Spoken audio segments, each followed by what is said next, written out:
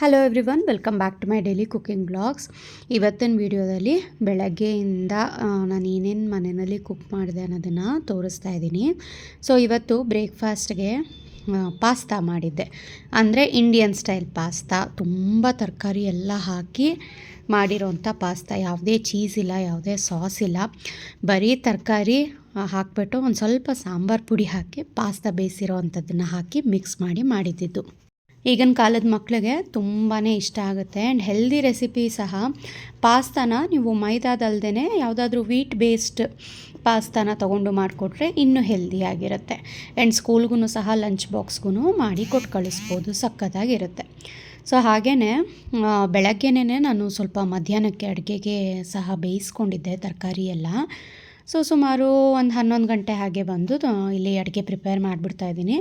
Once sambar ಪಲ್ಯ ಎಲ್ಲ ready ಆಗಿಬಿಟ್ರೆ ಅನ್ನ ಬಿಸಿ ಬಿಸಿ ಬೇಗನೆ ಮಾಡ್ಕೊಬಿಡ್ಬೋದು ಅಂದ್ಬಿಟ್ಟು ಇಲ್ಲಿ ಸಾಂಬಾರಿಗೆಲ್ಲ ರೆಡಿ ಮಾಡ್ತಾಯಿದ್ದೀನಿ. ಅಂದರೆ ಇವತ್ತು ಬಸ್ಸಾರು ಮಾಡ್ತಾಯಿದ್ದೆ.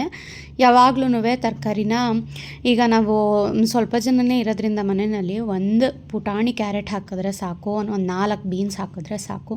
ದಿನ ಅಷ್ಟೇ ತರಕಾರಿ ತಿಂದರೆ ಏನು ಆರೋಗ್ಯಕ್ಕೆ ಒಳ್ಳೆಯದು ಅಂತ ಅಂದ್ಬಿಟ್ಟು ಇವತ್ತು ಸ್ವಲ್ಪ ಜಾಸ್ತಿನೇ ತರಕಾರಿ ಹಾಕಿಬಿಟ್ಟು ಅದನ್ನೆಲ್ಲನೂ ಬಸ್ದು ಪಲ್ಯ ಥರ ಮಾಡಿ ಜೊತೆಗೆ ಬಸ್ಸಾರು ಥರ ಮಾಡ್ತಾಯಿದ್ದೀನಿ. ಸೊ ಬೇಳೆ ಜೊತೆಗೆ ಎಲ್ಲ ಸಣ್ಣದಾಗಿ ಕಟ್ ಮಾಡಿ ಇಟ್ಕೊಂಡಿರೋ ಅಂಥ ತರಕಾರಿ, 1 ಹಿಡಿ ಆಗೋಷ್ಟು ಕಡಲೆಬೇಳೆನೂ ಸಹ ಹಾಕಿ ಬೇಯಿಸಿಟ್ಕೊಂಡಿದ್ದೆ. ಅದನ್ನು ಬಸ್ತಿಟ್ಕೊಂಡು ಆ ಬಸ್ತಿರೋ ಅಂಥ ನೀರಿಗೆ ಈ ಮಸಾಲೆ ರುಬ್ಕೊಂಡಿರೋದನ್ನು ಹಾಕಿ ಮಿಕ್ಸ್ ಮಾಡಿ ಬಸ್ಸಾರು ಪ್ರಿಪೇರ್ ಮಾಡ್ತಾಯಿದ್ದೀನಿ. ಮಸಾಲೆಗೆ ಒಗ್ಗರಣೆಗೆ ಒಂದು ಸ್ವಲ್ಪ ಬೆಳ್ಳುಳ್ಳಿ, ಜೀರಿಗೆ, ಈರುಳ್ಳಿ, ಟೊಮ್ಯಾಟೊ ಹಾಕಿ ಒಂದು ಸ್ವಲ್ಪ ಅದೆಲ್ಲ ಫ್ರೈ ಆದ ನಂತರ ಸಾಂಬಾರು ಪುಡಿನ ಹಾಕಿ ಒಂದು ಸ್ವಲ್ಪ ಕಾಯಿ ತುರಿ ಹಾಕ್ಬಿಟ್ಟು ಇದು ಈ ನೀರಿಗೆ ಸೇರಿಸಿದ್ದೀನಿ.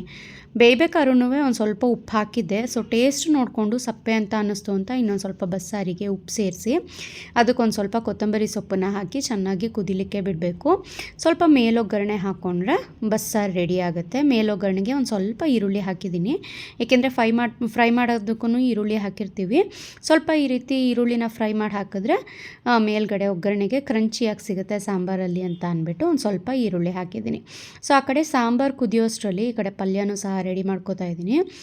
ಅದೇ ಪ್ಯಾನ್ಗೆ ಒಂದು ಸ್ವಲ್ಪ ಎಣ್ಣೆ ಹಾಕಿ ಸಾಸಿವೆ, ಕರಿಬೇವು ಸಣ್ಣದಾಗಿ ಕಟ್ ಮಾಡಿ ಹಾಕ್ತಾಯಿದ್ದೀನಿ.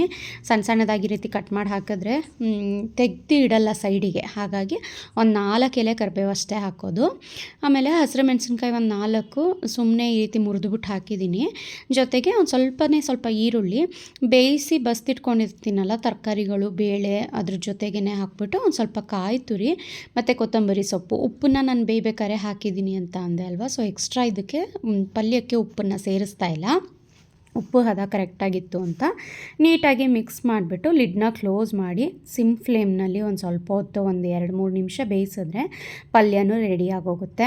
ಸೊ ಪಲ್ಯ ಪ್ರಿಪೇರ್ ಮಾಡೋ ಅಷ್ಟರಲ್ಲಿ ಆ ಕಡೆ ಬಸ್ಸಾರು ಸಹ ಚೆನ್ನಾಗಿ ಕುದೀತಾ ಇತ್ತು.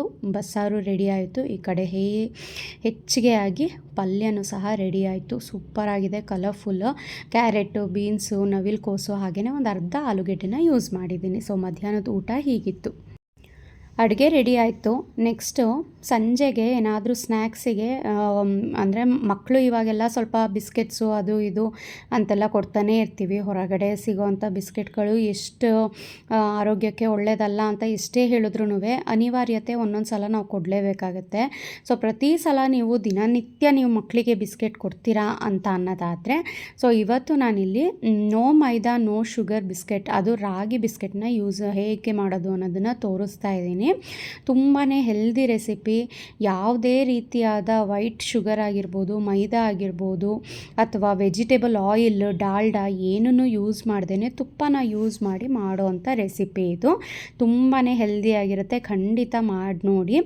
ಮಕ್ಕಳುಗಳಿಗೆ ನೀವು ಹೊರಗಡೆ ತಂದು ತಿನ್ನಿಸೋದಕ್ಕಿಂತ ಈ ರೀತಿ ಮನೆಯಲ್ಲೇ ಹೆಲ್ದಿಯಾಗಿ ಮಾಡಿಕೊಂಡ್ರೆ ತುಂಬಾ ಆರೋಗ್ಯಕರ.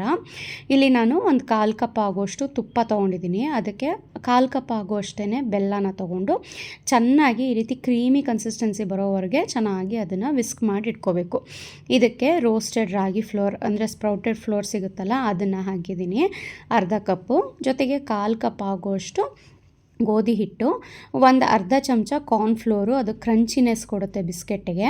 ಹಾಗೆಯೇ 1/4 ಚಮಚಕ್ಕಿಂತ ಒಂದು ಸ್ವಲ್ಪ ಕಡಿಮೆ ಬೇಕಿಂಗ್ ಪೌಡರ್ನ ಹಾಕಿಬಿಟ್ಟು ಚೆನ್ನಾಗಿ ಈ ರೀತಿ ಅಂದರೆ ಸೀವ್ ಮಾಡಿಕೊಂಡು ಇದಕ್ಕೆ 1 ಚಿಟಿಕೆ ಆಗುವಷ್ಟು ಉಪ್ಪನ್ನು ಸೇರಿಸಿ ನೀಟಾಗಿ ಮಿಕ್ಸ್ ಮಾಡ್ಕೊಳ್ಳಿ. ಮೊದಲಿಗೆ ನಾವು ತುಪ್ಪನೆಲ್ಲ ಚೆನ್ನಾಗಿ ಕ್ರೀಮಿ ಕನ್ಸಿಸ್ಟೆನ್ಸಿಗೆ ತೊಗೊಂಡಿರ್ತೀವಿ ಅಲ್ವಾ, ಅದರಲ್ಲೇ ಮಿಕ್ಸ್ ಮಾಡ್ಕೋಬೇಕು. ಹಾಲಾಗಲಿ ನೀರಾಗಲಿ ಏನೂ ಸೇರಿಸಬಾರ್ದು. ಇದು ಹೊಂದ್ಕೊತಾ ಇಲ್ಲ, ಇನ್ನೂ ಪುಡಿ ಪುಡಿನೇ ಇದೆ ಅಂತ ಅಂದಾಗ ಮಾತ್ರ ಸ್ವಲ್ಪಲೇ ಹಾಲನ್ನು ಹಾಕ್ಕೊಂಡು ಈ ರೀತಿ ಮಿಕ್ಸ್ ಮಾಡ್ಕೋತಾ ಬರಬೇಕು. ಒಟ್ಟಿನಲ್ಲಿ ಒಂದು ಮುದ್ದೆ ಹದದಲ್ಲಿ ಬರಬೇಕು. ತುಂಬ ಕೈಗೆ ಅಂಟೋ ರೀತಿನಲ್ಲೂ ಅಲ್ಲ, ತುಂಬ ಈ ರೀತಿ ಪುಡಿ ಪುಡಿ ಆಗೋ ರೀತಿನಲ್ಲೂ ಅಲ್ಲ. ಸೊ ಹಾಗಾಗಿ ಹಾಲನ್ನು ನೋಡಿಕೊಂಡೇ ಒಂದೊಂದು ಸ್ಪೂನ್ ಲೆಕ್ಕದಲ್ಲಿ ನಾನು ಒಂದು 2 ಸ್ಪೂನ್ ಹಾಕಿದ್ದೀನಿ ಅಷ್ಟೇ. ಸೊ ಈ ರೀತಿ ಉಂಡೆ ಹದ ಬರಬೇಕು ನಮಗೆ ಹಿಟ್ಟು, ಬಿಸ್ಕೆಟ್ ಹಿಟ್ಟು. ಓಪನ್ ಮಾಡಿದ್ರೆ ಒಳಗಡೆ ಮಾತ್ರ ಕ್ರಂಬಲ್ ಟೆಕ್ಸ್ಚರ್ ಇರಬೇಕು. ಈ ರೀತಿ ನಾವು ಚಪಾತಿ ಹಿಟ್ಟು, ಗೋಧಿ ಹಿಟ್ಟು, ಪೂರಿಗೆಲ್ಲ ಕಲಿಸ್ತೀವಲ್ಲ ಆ ರೀತಿ ತುಂಬ ಒತ್ತಿ ಕಲಿಸ್ಬಾರ್ದು. ಸುಮ್ಮನೆ ಬೆರಳುಗಳಲ್ಲಿ ಮಾತ್ರ ಮಿಕ್ಸ್ ಮಾಡ್ಕೋಬೇಕು ಅಷ್ಟೇ. ಇವಾಗ ಒಂದೊಂದು ಸ್ವಲ್ಪನೇ ಗಾತ್ರ ಉಂಡೆನ ತೊಗೊಂಡು ನಾವು ಜಾಮೂನ್ನ ಯಾವ ರೀತಿ ರೋಲ್ ಮಾಡ್ತೀವಿ ನೋಡಿ, ಅಷ್ಟು ಲಘುವಾಗಿ ಇದನ್ನು ರೋಲ್ ಮಾಡಬೇಕು. ತುಂಬ ಒತ್ತಿ ರೋಲ್ ಮಾಡಬಾರ್ದು, ಯಾಕೆಂದರೆ ಒಳಗಡೆ ಎಲ್ಲ ಬಿಸ್ಕೆಟ್ ಬೇಯಲ್ಲ ಆವಾಗ. ಸೊ ಈ ರೀತಿ ಬೇಕಿಂಗ್ ಟ್ರೇನಲ್ಲೇ ನಾನು ಜೋಡಿಸ್ಕೊಂಡು ಇಟ್ಕೊತಾ ಇದ್ದೀನಿ. ನೆಕ್ಸ್ಟು ಬಿಸ್ಕೆಟ್ನ ಒಂದು ಸ್ವಲ್ಪ ಶೇಪ್ ಮಾಡೋ ಅಷ್ಟರಲ್ಲಿ ಓವನ್ನ ಸಹ ಪ್ರೀ ಹೀಟಿಗೆ ಇಟ್ಟಿದ್ದೀನಿ. 160 ಡಿಗ್ರಿ ಸೆಲ್ಸಿಯಸ್ನಲ್ಲಿ ಒಂದು 15 ಮಿನಿಟ್ಸ್ ಪ್ರೀ ಹೀಟಿಗಿಟ್ಟು ಈ ರೀತಿ ಉಂಡೆ ಮಾಡಿ ಇಟ್ಕೊಂಡಿದ್ನಲ್ಲ ಬಿಸ್ಕೆಟ್ಗಳು, ಅದರಲ್ಲಿ ಜಸ್ಟ್ ಈ ರೀತಿ ಒಂದು ಫೋರ್ಕ್ನ ತೊಗೊಂಡು ಈ ರೀತಿ ಪ್ರೆಸ್ ಮಾಡಿ ಅಗಲ ಮಾಡಬೇಕು ಅಷ್ಟೇ. ತುಂಬ ತೆಳುವಾಗೂ ಹರಡ್ಕೋಬೇಡಿ, ತುಂಬ ದಪ್ಪನೂ ಇರಬಾರ್ದು. ಸೊ ಮೀಡಿಯಮ್ ಸೈಜ್ನಲ್ಲಿ ನಾವು ಹೊರಗಡೆ ಬೇಕ್ರಿಗಳಲ್ಲಿ ಎಷ್ಟು ಸೈಜಿಗೆ ಸಿಗುತ್ತೆ ಆ ಸೈಜಿಗೆ ಮಾತ್ರ ಈ ರೀತಿ ಒತ್ತಿ ಇಟ್ಕೊಳ್ಳಿ. ಫೋರ್ಕಲ್ಲಿ ಮಾಡಿದ್ರೆ ಡಿಸೈನ್ ಚೆನ್ನಾಗಿ ಬರುತ್ತೆ ಅಂತ ಅಂದ್ಬಿಟ್ಟು ನಾನು ಫೋರ್ಕ್ನ ಯೂಸ್ ಮಾಡಿದ್ದೀನಿ. ಸೈಡ್ಸಲ್ಲೆಲ್ಲ ಈ ರೀತಿ ಬಿರುಕ್ಬಿಟ್ರೆ ಏನು ತೊಂದರೆ ಇಲ್ಲ, ಬಿಸ್ಕೆಟ್ಸ್ ಅದೇ ರೀತಿಯೇ ಇರುತ್ತೆ. ಬಿರುಕ್ಬಿಟ್ಟಷ್ಟು ನಮಗೆ ಚೆನ್ನಾಗಿ ಬರುತ್ತೆ.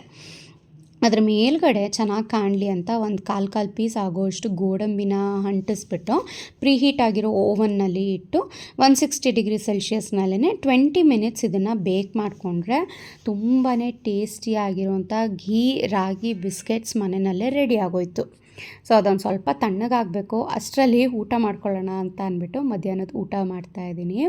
ಎಷ್ಟೇ ಸಾಂಬಾರು ಮಾಡಿದ್ರೂ ಒಂದು ಕಾಲು ಭಾಗ ಆಗೋಷ್ಟು ಅನ್ನಕ್ಕೆ ಈ ರೀತಿ ಚಟ್ನಿ ಪುಡಿ ಹಾಕ್ಕೊಂಡು ತಿಂದರೆ ನನಗೆ ತುಂಬಾ ಇಷ್ಟ ಆಗುತ್ತೆ. ಮನೆಯಲ್ಲಿ ಇವಾಗಂತೂ ಚಟ್ನಿ ಪುಡಿಗಳು ಇದ್ದೇ ಇದೆ. ನನ್ನ ಫೇವ್ರೆಟ್ ಕಡಲೆಬೇಳೆ ಚಟ್ನಿ ಪುಡಿ, ಅದನ್ನು ಹಾಕ್ಕೊಂಡು ಒಂದು ಕಾಲು ಭಾಗ ಅನ್ನಕ್ಕೆ ಹಾಕ್ಕೊಂಡು ತಿಂತಾಯಿದ್ರೆ ಸಕ್ಕತ್ತಾಗಿರುತ್ತೆ ಟೇಸ್ಟ್ ನೋಡಿದವರೆಲ್ಲನೂ ತುಂಬಾ ಚೆನ್ನಾಗಿದೆ ಅಂತ ಹೇಳ್ತಾರೆ. ಸೊ ನೀವೂ ಸಹ ನಮ್ಮಲ್ಲಿ ಸಿಗೋವಂಥ ಯಾವುದೇ ಪ್ರಾಡಕ್ಟ್, ರಾಗಿ ಮಾಲ್ಟ್ ಆಗಿರ್ಬೋದು, ಪ್ರೋಟೀನ್ ಪೌಡರ್ ಆಗಿರ್ಬೋದು, ರಾಗಿ ಮಾಲ್ಟಲ್ಲಿ ರಾಗಿ ಚೋಕೋ ಮಾಲ್ಟ್ ಮತ್ತು ರಾಗಿ ಕೇಸರ್ ಪಿಸ್ತಾ ಮಾಲ್ಟ್ 2 ರೀತಿ ಅವೈಲೇಬಲ್ ಇದೆ. ಹಾಗೆಯೇ ಇವೆಲ್ಲವನ್ನು ಹಾಲಿಗೆ ಮಿಕ್ಸ್ ಮಾಡಿ ಕುಡಿಯೋವಂಥದ್ದು. ಹಾಗೆಯೇ ನೀವೇನಾದರೂ ವೆಯ್ಟ್ ಮ್ಯಾನೇಜ್ಮೆಂಟ್ಗೆ ಟ್ರೈ ಮಾಡ್ತಾ ಇದ್ದೀರಾ, ಸಣ್ಣ ಆಗಬೇಕು ಅಂತ ಇದ್ದರೆ ನಮ್ಮಲ್ಲಿ ಸಿಗೋವಂಥ ಆರೋಗ್ಯ ಮಿತ್ರ ಹೆಲ್ತ್ ಮಿಕ್ಸ್ನ ನೀವು ಟ್ರೈ ಮಾಡ್ಬೋದು. ತುಂಬಾ ಎಲ್ಲ ಒಳ್ಳೆ ಪ್ರಾಡಕ್ಟ್ಸ್ನ ರೆಡಿ ಮಾಡಿ ಕೊಡ್ತಾ ಇದ್ದೀನಿ. ಆ್ಯಂಡ್ ನಮ್ಮಲ್ಲಿ ಸಿಗೋವಂಥ ದೋಸಾ ಪ್ರಿಮಿಕ್ಸ್ಗಳು, ಅದರಲ್ಲೂ ರಾಗಿ ದೋಸೆ, ಶುಗರ್ ಪೇಷಂಟ್ಸ್ಗೆ ಇರೋವಂಥ ಮಿಲೆಟ್ ದೋಸೆ, ಇತ್ತೀಚೆಗೆ ಟ್ರೈ ಮಾಡಿದಂಥ ಪ್ರೋಟೀನ್ ದೋಸೆ ಮತ್ತು ಸಖತ್ತಾಗಿದೆ. ಪೆಸರಟ್ಟೂ ಸಹ ಸೂಪರ್ ಟೇಸ್ಟಿಯಾಗಿದೆ. ವರ್ಕಿಂಗ್ ಲೇಡೀಸ್ಗೆ ಬೇಗ ಬೆಳಗ್ಗೆ ತಿಂಡಿ ಮಾಡಬೇಕು ಅಂತ ಇದ್ದಾಗ ಈ ಪ್ರಿಮಿಕ್ಸ್ಗಳನ್ನ ಯೂಸ್ ಮಾಡಿ ಫಟಾಫಟ್ ಅಂತ ನೀವು ತಿಂಡಿ ಮಾಡ್ಬೋದು. ಖಂಡಿತ ನೀವು ಯಾವುದೇ ಪ್ರಾಡಕ್ಟ್ಸ್ನ ನಮ್ಮಲ್ಲಿ ಬೈ ಮಾಡಬೇಕು ಅಂತ ಇದ್ದರೆ 7795846794ಗೆ ವಾಟ್ಸಪ್ ಮಾಡಿ ಬೈ ಮಾಡ್ಬೋದು. ಬಿಸಿ ಇದ್ದಾಗ ರಾಗಿ ಬಿಸ್ಕೆಟು ತುಂಬಾ ಸಾಫ್ಟಾಗಿ ಇರುತ್ತೆ. ಬಟ್ ಸ್ವಲ್ಪ ಹೊತ್ತು ಬಿಟ್ಟು ನೀವು ಇದನ್ನು ಸ್ಟೋರ್ ಮಾಡ್ಕೊಳ್ಳಿ, ಸಖತ್ ಕ್ರಿಸ್ಪಿಯಾಗಿರೋವಂಥ ರಾಗಿ ಬಿಸ್ಕೆಟ್ಸು ಮನೆಯಲ್ಲೇ ರೆಡಿ ಆಗುತ್ತೆ. ಪ್ಯೂರ್ ರಾಗಿ ಹಿಟ್ಟಿನಲ್ಲೂ ಸಹ ಮಾಡ್ಕೋಬೋದು, ಆದರೆ ಸ್ಪ್ರೌಟೆಡ್ ರಾಗಿ ಹಿಟ್ಟು, ಅದರಲ್ಲೂ ಹುರಿ ಹಿಟ್ಟಲ್ಲಿ ಮಾಡಿದ್ರೆ ತುಂಬಾ ಚೆನ್ನಾಗಿರುತ್ತೆ ರಾಗಿ ಬಿಸ್ಕೆಟ್ಸು. ಸೊ ಖಂಡಿತ ಟ್ರೈ ಮಾಡಿ. ಮನೆಯಲ್ಲಿರೋ ದೊಡ್ಡೋರಿಗೆ, ಮಕ್ಕಳಿಗೆ ಎಲ್ಲರಿಗೂ ಈ ಹೆಲ್ದಿ ಘೀ ಕುಕೀಸ್ ಇಷ್ಟ ಆಗುತ್ತೆ.